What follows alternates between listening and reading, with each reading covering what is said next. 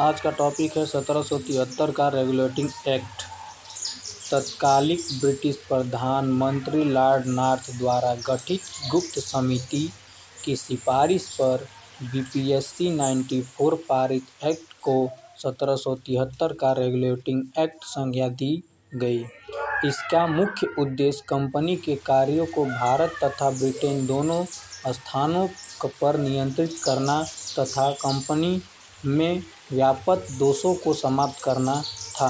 Company की गतिविधियों के दो मुख्य केंद्र थे, पहला इंग्लैंड, दूसरा भारत। कंपनी के संपूर्ण प्रशासन के सुपरविजन हेतु इंग्लैंड में दो संस्थाएं थीं, निदेशक मंडल, स्तौधारी मंडल। ये दोनों संस्थाएं गृह सरकार की अंग थीं। पूर्ववर्ती संस्था इंग्लैंड में कंपनी की कार्यपालिका थी। इसमें 24 निदेशक थे। इनका चुनाव प्रतिवर्ष स्तौधारी मंडल द्वारा किया जाता था। निदेशक मंडल प्रतिवर्ष सदस्यों में से एक अध्यक्ष तथा एक उपाध्यक्ष का चुनाव करता था। अध्यक्ष कंपनी का मुख्य कार्यकारी अधिकारी होता था। अब इस एक्ट के तहत निदेशक मंडल बोर्ड ऑफ डायरेक्टर की कार्यवधि 1 वर्ष के स्थान पर 4 वर्ष का कर दिया गया। साथ ही यह उपबंधित किया कि कोर्ट ऑफ डायरेक्टर्स की कुल सदस्य संख्या 24 के 1/4 1/4 सदस्य प्रतिवर्ष अवकाश ग्रहण करेंगे।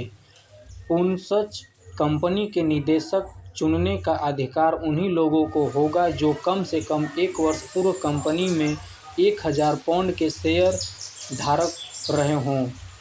ज्ञातव्य है कि इस एक्ट के पहले कंपनी के निदेशक मंडल का चुनाव कंपनी के 500 पाउंड के अंशधारियों द्वारा होता था।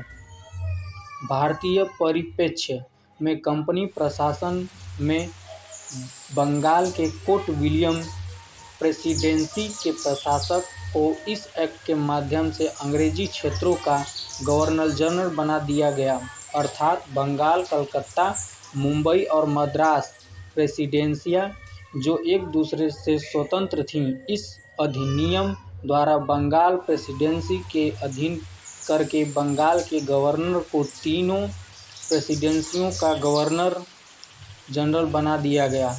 शासन की समस्त सैनिक तथा सिविल शक्तियों को गवर्नर जनरल इसके 4 सदस्यीय परिषद को सौंप दिया गया और निर्णय में बहुमत हेतु गवर्नर जनरल को निर्णायक मत देने का अधिकार प्रदान किया गया। वारेन हेस्टिंग को प्रथम गवर्नर जनरल नियुक्त किया गया। कार्यकारिणी परिषद के अन्य 4 सदस्य थे, फिलिप फ्रांसीसी, कल्वेरिंग, मॉनसन एवं बरवैल। अधिनियम के अधीन 1774 ईस्वी में कलकत्ता में एक सर्वोच्च